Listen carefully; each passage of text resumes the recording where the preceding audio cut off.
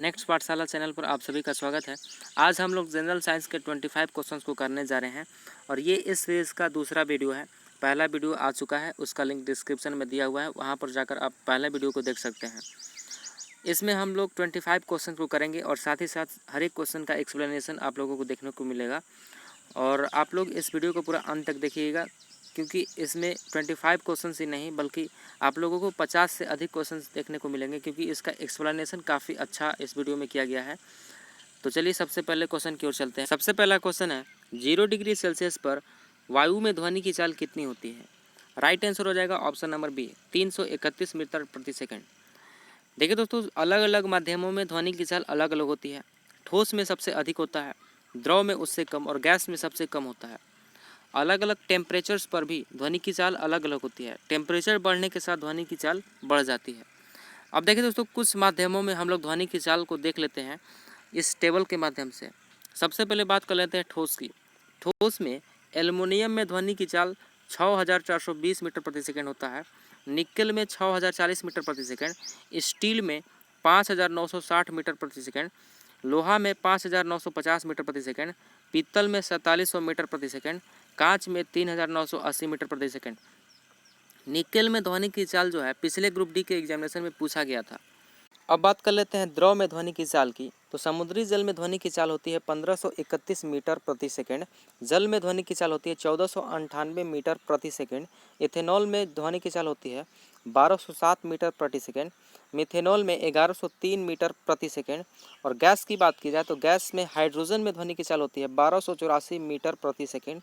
Helium में 965 metre प्रति second. और वायु में ध्वनि की चाल 25 डिग्री सेल्सियस पर 346 मीटर प्रति सेकेंड। ऑक्सीजन में 316 मीटर प्रति सेकेंड। ये सभी जो चाल दिए हुए ध्वनि की वो सभी 25 डिग्री सेल्सियस पर दिए गए हैं और यह NCERT का डाटा है, तो आप लोग इसको याद रखें। दूसरा क्वेश्चन है, डाल्टन द्वारा सुझाए गए तत्वों के प्रतीकों में से फास्फोरस का प्रतीक कौन सा है। देखिए दोस्तों, प्राचीन समय में जो तत्वों के प्रतीक सुझाए गए थे उनका सबसे पहला प्रयास डाल्टन द्वारा ही किया गया था। और डाल्टन द्वारा जो प्रतीक दिए गए थे वो कुछ इस प्रकार से थे। पहले जो डाल्टन द्वारा प्रतीक दिए गए थे उनमें अक्षरों के द्वारा इसे सूचित नहीं किया गया था। अक्षरों के द्वारा सूचित जो है सबसे पहले बर्जीलियस ने इसका सुझाव दिया था। उन्होंने क्या कहा था कि कोई भी तत्व है उसका प्रतीक जो है उसके नाम के पहले एक अक्षर या फिर पहले दो अक्षरों से मिलकर के बनेगा। जैसे कॉपर में Cu, ये दो अक्षर होते हैं। कार्बन में एक C होता है। तो इस टाइप से बर्जीलियस ने सुझाया था। लेकिन इस क्वेश्चन में डाल्टन द्वारा सुझाए गए प्रतीकों में से फास्फोरस का प्रतीक पूछा जा रहा है। राइट आंसर हो जाएगा ऑप्शन नंबर बी, यानी कि ये जो प्रतीक हमारा दिया गया है यही है फास्फोरस का प्रतीक। डाल्टन के द्वारा सुझाए गए प्रतीक कुछ इस प्रकार से इस चित्र में दिखाए गए हैं। यहाँ पर देखिए दोस्तों, यहाँ पर हाइड्रोजन का दिया गया है, फास्फोरस का, कॉपर का, गोल्ड का, कार्बन, सल्फर, सीसा, प्लैटिनम, ऑक्सीजन, आयरन, सिल्वर तथा फारा। आप चाहें तो इसका स्क्रीनशॉट भी ले सकते हैं, क्योंकि काफ़ी इम्पोर्टेंट है और बहुत सारे एग्जामिनेशन में ऐसे प्रतीक पूछे गए हैं। यहाँ पर कार्बन और ऑक्सीजन का एक जैसा दिख रहा है, लेकिन यहाँ पर ये कार्बन में एक अंतर होता है, यहाँ पर कुछ कलर टाइप का फिल होता है, तो आप लोग इसको ध्यान रखेंगे। और ऑक्सीजन पूरी तरह से खाली होता है। तो चलिए अगले क्वेश्चन की ओर चलते हैं। आज का तीसरा क्वेश्चन है, अमीबा में जनन का कौन सा प्रकार पाया जाता है। अमीबा में जनन का द्विविखंडन प्रकार पाया जाता है। राइट आंसर हो जाएगा ऑप्शन नंबर ए। अलग अलग जीवों में जनन के अलग अलग प्रकार होते हैं। अब देखिए दोस्तों, कुछ ऑप्शंस दिए गए हैं जैसे द्विविखंडन, पुनर्जनन, मुकुलन और कायिक प्रवर्धन। इन सभी के एक एक एग्जाम्पल हम लोग देख लेते हैं। अमीबा में प्रजनन द्विविखंडन के माध्यम से होता है। प्लेनेरिया में पुनर्उद्भवन के माध्यम से प्रजनन होता है। हाइड्रा में मुकुलन यानी कि बडिंग प्रोसेस के द्वारा प्रजनन होता है। और ब्रायोफिल्म की पत्तियों में कायिक प्रवर्धन होता है। इन सभी एग्जाम्पल्स को आप लोग याद रखें, क्योंकि काफ़ी इम्पोर्टेंट है और मैंने देखा है कि ग्रुप डी के एग्जामिनेशन में ऐसे क्वेश्चन पूछे गए हैं। CaO यानी कि कैल्शियम ऑक्साइड का फार्मूला मास यूनिट, सूत्र इकाई द्रव्यमान पूछा जा रहा है इस क्वेश्चन में। देखिए दोस्तों, किसी भी कंपाउंड का सूत्र इकाई द्रव्यमान निकालने के लिए हम लोगों को उस कंपाउंड में उपस्थित सभी एलिमेंट्स के परमाणु द्रव्यमान मालूम होने चाहिए। यहाँ पर कैल्शियम और ऑक्सीजन दिया गया है। कैल्शियम का होता है 40 और ऑक्सीजन का होता है 16, इन दोनों को ऐड कर लेते हैं तो आता है 56। और 56U जो होता है ये कैल्शियम ऑक्साइड का फार्मूला मास यूनिट होता है। अगर हम 56U की जगह पर 56G लिख देते हैं, 56 ग्राम लिख देते हैं, तो ये परमाणु द्रव्यमान हो जाएगा। इस क्वेश्चन का राइट आंसर हो जाएगा option number B, 56U। Next question की ओर चलेंगे। स्थितिज ऊर्जा और गतिज ऊर्जा किस प्रकार की ऊर्जा है? राइट आंसर हो जाएगा ऑप्शन नंबर ए, यानी कि यांत्रिक ऊर्जा। देखिए दोस्तों, ऊर्जा कार्य करने की क्षमता को कहते हैं और ऊर्जा एक अदिश राशि है। यांत्रिक ऊर्जा दो प्रकार के होते हैं, गतिज ऊर्जा तथा स्थितिज ऊर्जा। गतिज ऊर्जा का सूत्र होता है ½ mv² और स्थितिज ऊर्जा का सूत्र होता है mgh। इन दो फार्मूलाज को आप लोग याद रखेंगे, काफ़ी इंपॉर्टेंट है और काफ़ी आसान भी है। इसको आप लोग सिंपली याद कर सकते हैं और इस फार्मूला के माध्यम से आप लोग कई न्यूमेरिकल्स बनाएंगे जो कि ग्रुप डी के एग्जामिनेशन में पूछे जाते हैं, तो काफ़ी इंपॉर्टेंट है ये फार्मूला। 6 नंबर क्वेश्चन है, मेसोजोइक युग को किनका युग कहा जाता है? राइट आंसर हो जाएगा ऑप्शन नंबर ए, सरीसृप। मेसोजोइक युग को रेप्टाइल्स का युग कहा जाता है। चलिए 7वें क्वेश्चन की ओर चलते हैं। जहाज़ों में क्या मापने के लिए इकोलोकेशन का उपयोग किया जाता है? राइट आंसर हो जाएगा ऑप्शन नंबर सी, यानी कि पानी की गहराई। इकोलोकेशन का एक एग्जाम्पल है सोनार। सबसे पहले सोनार का फुल फॉर्म जान लेते हैं। सोनार का फुल फॉर्म होता है साउंड नेविगेशन एंड रेंजिंग। काफ़ी इंपॉर्टेंट है और कई बार एग्जामिनेशन में पूछा गया है। सोनार टेक्नोलॉजी कैसे काम करती है, इस फिगर के माध्यम से हम लोग समझ सकते हैं। देखिए दोस्तों, बड़े बड़े शिप्स जो होते हैं उन शिप्स के नीचे जो है एक ट्रांसमीटर लगा होता है और एक रिसीवर लगा होता है। इस ट्रांसमीटर से अल्ट्रासोनिक साउंड वेव्स जो हैं क्रिएट की जाती हैं और ये साउंड वेव्स जो हैं समुद्र की तलहटी से टकराकर रिसीवर तक पहुंचता है। और ट्रांसमीटर से रिसीवर तक आने में जो डिस्टेंस साउंड वेव के द्वारा ट्रेवल किया जाता है और कितना समय लिया जाता है, उस माध्यम से डिस्टेंस फाइंड कर लिया जाता है। 1 किलोवाट किसके बराबर होता है? देखिए तो किलोवाट जो है यह शक्ति का यूनिट है। 1 वाट बराबर होता है 1 जूल प्रति सेकेंड और हम लोग जानते हैं कि 1 किलो बराबर होता है 1000 और 1 किलोवाट बराबर हो जाएगा 1000 जूल प्रति सेकेंड। राइट आंसर हो जाएगा ऑप्शन नंबर डी। अब यहाँ पर दिया गया किलोवाट आवर। देखिए दोस्तों, किलोवाट आवर जो है ऊर्जा का यूनिट है। कई बार इन दोनों में कन्फ्यूज़न भी हो जाता है। आप लोग ध्यान रखेंगे कि किलोवाट जो होता है यह शक्ति का यूनिट है और किलोवाट आवर जो है ऊर्जा का यूनिट है। 1 किलोवाट आवर बराबर होता है 3.6 इंटू 10⁶ जूल। यह वैल्यू काफ़ी इंपॉर्टेंट है और इसको आप लोग ध्यान में रखेंगे। कई बार एग्जामिनेशन में पूछा गया है। डैश डैश डैश में 3 कक्षीय हृदय होते हैं। इसमें 3 कक्षीय हृदय की बात की जा रही है। सरीसृप वर्ग के जो भी जीव होते हैं उनमें सामान्यतः 3 कक्षीय हृदय पाए जाते हैं। राइट आंसर हो जाएगा ऑप्शन नंबर डी। अब देखिए दोस्तों, इस क्वेश्चन से रिलेटेड कुछ इंपॉर्टेंट फैक्ट्स के बारे में जान लेते हैं। सरीसृप वर्ग के जितने भी जीव होते हैं उनमें सामान्यतः त्रिकक्षीय हृदय पाया जाता है, लेकिन मगरमच्छ का हृदय जो होता है वो 4 कक्षीय होता है। इस चीज़ को आप लोग ध्यान रखेंगे। मत्स्य वर्ग के हृदय जो होते हैं वे द्विवेशमी, यानी कि उनमें 2 कक्ष होते हैं हृदय में। पक्षी वर्ग के हृदय 4 वेशमी होते हैं। अस्तनी वर्ग के जो हृदय होते हैं उनमें 4 वेश में पाए जाते हैं। कॉकरोच के हृदय में 13 कक्ष होते हैं। इस चीज़ को आप लोग याद रखेंगे। यहाँ पर कुछ मछलियों के एग्जाम्पल दिए गए हैं। इन सभी के नाम जो है काफ़ी इम्पोर्टेंट है। पिछले ग्रुप डी के एग्जामिनेशन में एक क्वेश्चन बना था कि बताइए निम्न में से कौन रियल फिश है। उसमें ऑप्शन दिए गए थे jelly fish, star fish, dog fish. उसका राइट आंसर था डॉग फिश। बात की जाए जेली फिश की तो जेली फिश जो है सिलेंट्रेटा ग्रुप से संबंधित है और स्टार फिश इकाइनोडर्मेटा ग्रुप से संबंधित है। इसको आप लोग ध्यान में रखेंगे। आप चाहें तो इसका स्क्रीनशॉट भी ले सकते हैं क्योंकि ये काफ़ी इंपॉर्टेंट है और इससे क्वेश्चन बनता है। 10वां क्वेश्चन है, निम्नलिखित में से कौन कशेरुकी की विशेषता नहीं है? राइट आंसर हो जाएगा ऑप्शन नंबर बी, यानी कि व्यावसायिक सम्मिति। 11 नंबर क्वेश्चन है, निम्नलिखित में से कौन सी किसी तत्व के समस्थानिकों का गुण है? पहला दिया गया है उनके परमाणु द्रव्यमान समान होते हैं। ये ऑप्शन गलत है। उनके परमाणु क्रमांक समान होते हैं, ये सही है। किसी भी समस्थानिकों के परमाणु क्रमांक जो होते हैं समान होते हैं। तीसरा दिया गया है ये भिन्न भौतिक गुण प्रदर्शन करते हैं, ये भी सही है।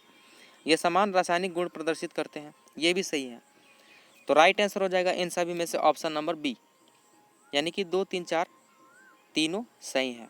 12 नंबर क्वेश्चन है, फेन पल्लवन विधि में अयस्क के चूर्ण को डॉट डॉट डॉट के मिश्रण से भरी एक टंकी में रखा जाता है। इसका राइट आंसर हो जाएगा ऑप्शन नंबर बी, यानी कि जल एवं चीड़ का तेल।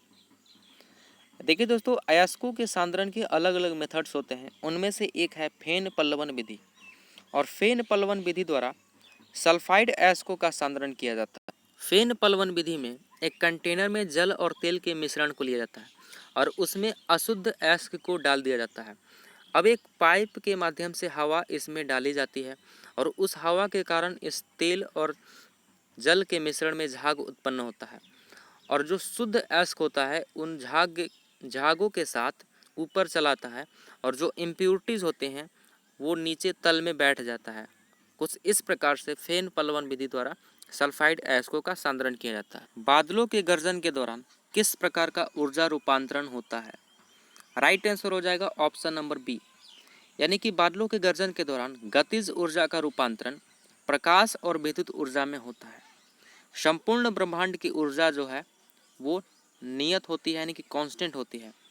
ऊर्जा का न तो निर्माण किया जा सकता है और न ही उसका विनाश किया जा सकता है, बल्कि उसको एक रूप से दूसरे रूप में बदला जा सकता है और इसी को हम लोग law of conservation of energy यानी कि ऊर्जा संरक्षण का सिद्धांत कहते हैं। 14 नंबर क्वेश्चन है, बच्चों के लिंग डैश डैश डैश से प्राप्त होने वाले वंशानुगत गुणसूत्र द्वारा निर्धारित किए जाते हैं। अब इस क्वेश्चन को जानने के लिए हम लोग सबसे पहले इस फिगर के माध्यम से समझ लेते हैं। देखिए दोस्तों, फर्टिलाइजेशन यानी कि निषेचन के दौरान जब फीमेल एग का एक्स क्रोमोसोम मेल स्पर्म के वाई क्रोमोसोम के साथ मिलता है तो मेल का फॉर्मेशन होता है, यानी कि बच्चे का लिंग जो होगा वो मेल होगा। और फीमेल एग का एक्स क्रोमोसोम यदि मेल स्पर्म के एक्स क्रोमोसोम के साथ मिलता है तो एक्स एक्स यानी कि फीमेल का फॉर्मेशन होता है। तो ये दोनों आप लोग याद रखेंगे, फीमेल के लिए एक्स एक्स क्रोमोसोम और मेल के लिए एक्स वाई क्रोमोसोम। तो इस क्वेश्चन का राइट आंसर हो जाएगा ऑप्शन नंबर ए, यानी कि पिता। क्योंकि यहाँ पर देखिए जो भी बदलाव हो रहा है वो वाई क्रोमोसोम के कारण हो रहा है। तो वाई क्रोमोसोम किस में होता है? मेल में होता है, यानी कि पिता में होता है। तो पिता इसका राइट आंसर हो जाएगा। निम्न में से कौन सी धातु मुक्त अवस्था में पाई जाती है? राइट आंसर हो जाएगा option number D, platinum. Platinum एक संक्रमण धातु है और प्लैटिनम को सफ़ेद सोना भी कहा जाता है। 16 नंबर क्वेश्चन है, यदि दो कणों के बीच की दूरी को बढ़ा दिया जाता है तो इनके बीच का गुरुत्वाकर्षण बल किस प्रकार प्रभावित होता है? देखिए दोस्तों, दो वस्तुओं के बीच एक फोर्स काम करता है जिसको हम लोग ग्रेविटेशनल फोर्स कहते हैं और ये gravitational force attractive in nature होता है। दोनों एक दूसरे को अपनी ओर खींचने का प्रयास करती हैं। दो वस्तुओं के ग्रेविटेशनल फोर्स का वैल्यू जो होता है G m1m2/r² होता है। इस चीज़ को आप लोग ध्यान रखेंगे। अब यहाँ पर r² जो है ग्रेविटेशनल फोर्स के इन्वर्सली प्रोपोर्शनल है, यानी कि जैसे जैसे r की वैल्यू बढ़ती जाएगी वैसे वैसे ग्रेविटेशनल फोर्स की वैल्यू भी घटती जाएगी। तो इसमें दूरी जो है बढ़ रहा है, यानी कि r का वैल्यू बढ़ रहा है। तो इस प्रकार हम कह सकते हैं कि f का वैल्यू यानी कि फोर्स का वैल्यू जो होगा वो घट जाएगा। तो राइट आंसर हो जाएगा ऑप्शन नंबर बी, कम हो जाता है।